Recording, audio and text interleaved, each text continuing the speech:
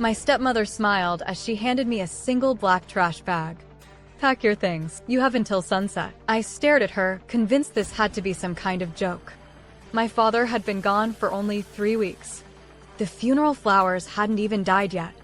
She folded her arms and looked me straight in the eye. "This isn't your home anymore."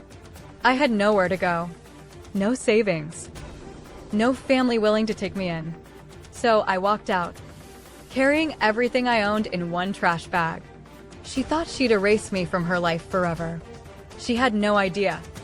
3 years later, I'd come back with one signature and become the new owner of the very house she threw me out of. My name is Natalie Parker.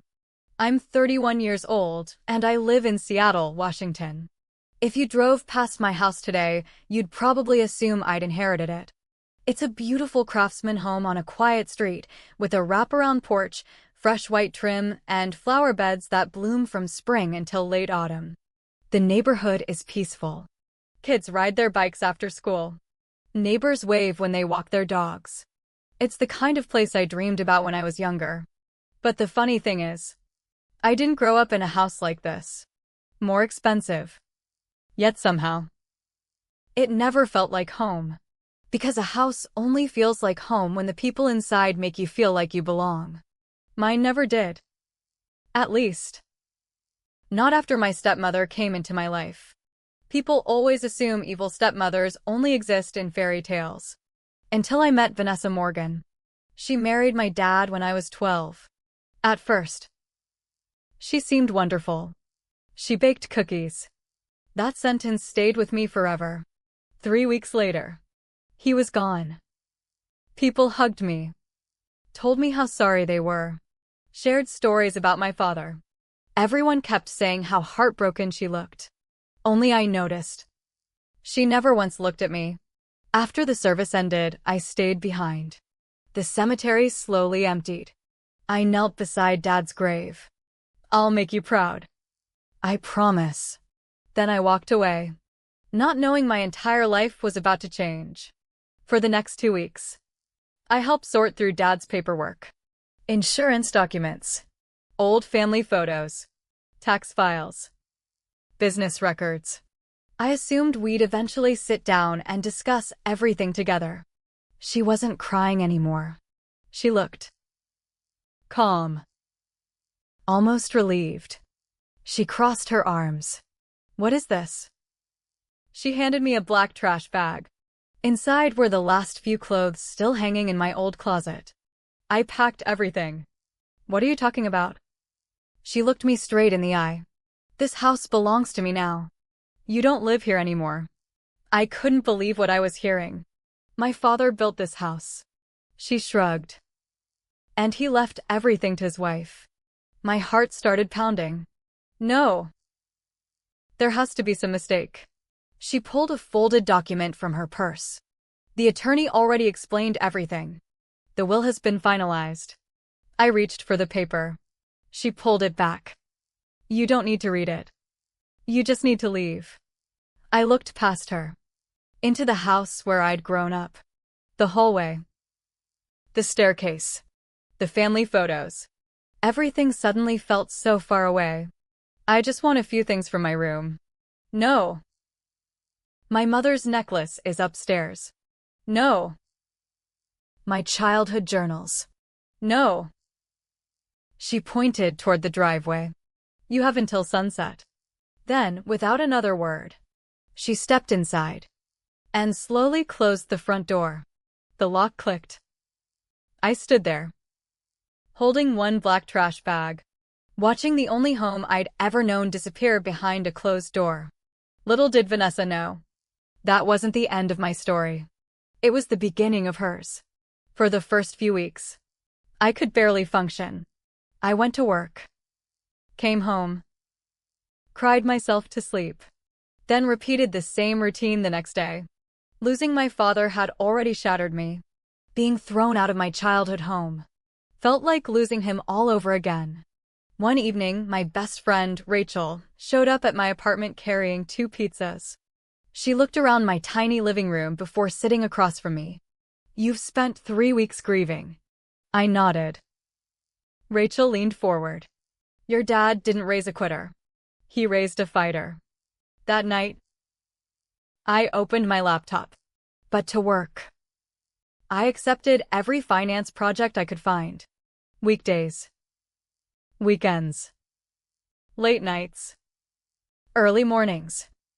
I learned corporate acquisitions, real estate investing, commercial lending, business negotiations. Within a year, I'd been promoted to senior financial analyst. A year later, a private investment firm recruited me. The salary nearly doubled. For the first time in my life, I wasn't just surviving. I was building something. Then I made the biggest decision of my career. Instead of helping wealthy people invest, I started my own real estate investment company. Everyone called me crazy. Banks rejected my first loan. Potential investors laughed. One man actually said, "Women don't usually succeed in commercial real estate." I smiled. Watch me. 5 years later, that same man applied for a job at my company. I hired him.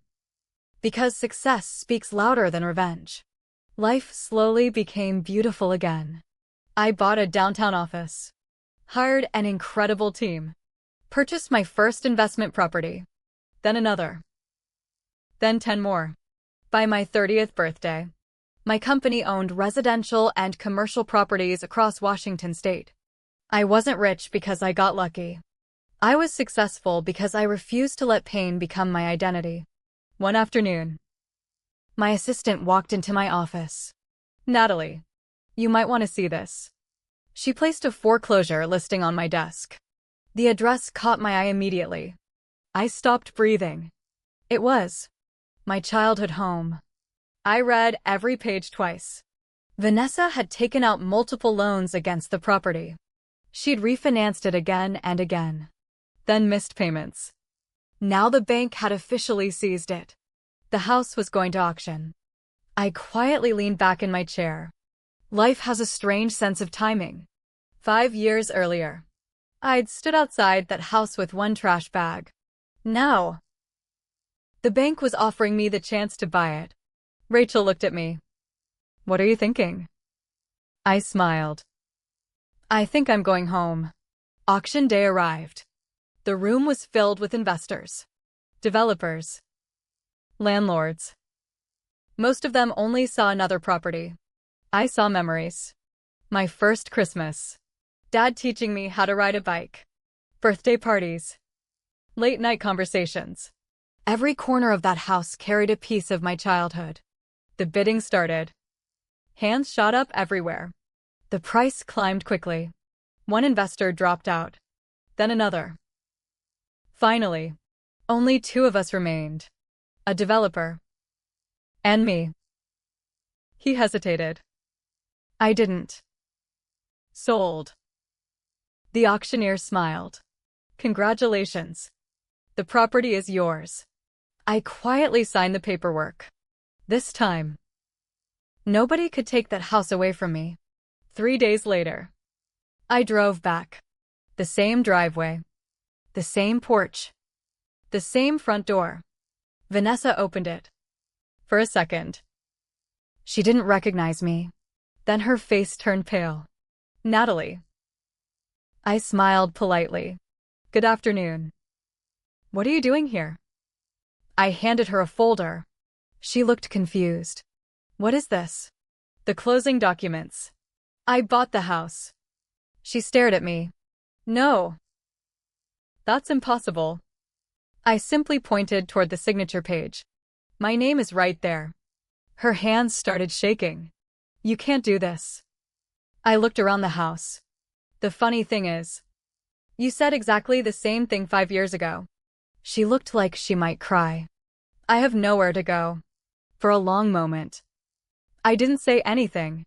I remembered standing on this same porch, holding a black trash bag, begging for 5 more minutes. I took a slow breath. Then I said something she never expected. "You have 30 days. She looked up. "What?" "I'm not throwing you out today. I'm giving you a month. Use the time wisely. Tears rolled down her face. I'm sorry. I shook my head. I didn't come here looking for an apology. I came here to finally close this chapter. Over the next month, Vanessa packed her belongings. She moved into a small apartment. We barely spoke. On the final day, she left one envelope on the kitchen counter. Inside was a handwritten letter. It simply read, Natalie, I spent years treating you like an outsider because I was afraid your father loved you more than me. My jealousy destroyed our family. I lost a wonderful husband. I lost my home. And I lost the chance to know an incredible young woman. I hope one day you'll forgive me. Vanessa. I folded the letter, placed it inside my father's old desk. Not because everything was magically fixed, but because carrying anger forever would have made me just like the people who hurt me. The first thing I changed wasn't the paint. It wasn't the furniture. It wasn't the garden. I hung one photograph in the hallway. A picture of my dad holding my hand on my first day of kindergarten. Underneath it, I placed a small brass plaque. It read, A house becomes a home when everyone inside feels they belong. Every morning, I walk past that photo, smile, and remember the promise I made at my father's grave. I'll make you proud. I hope. I finally did. Moral. Sometimes the people who push you out of their lives become the very reason you discover your strength. Don't waste your energy proving your worth to those who refuse to see it. Build your own future. One day, your success will speak louder than your pain. The end.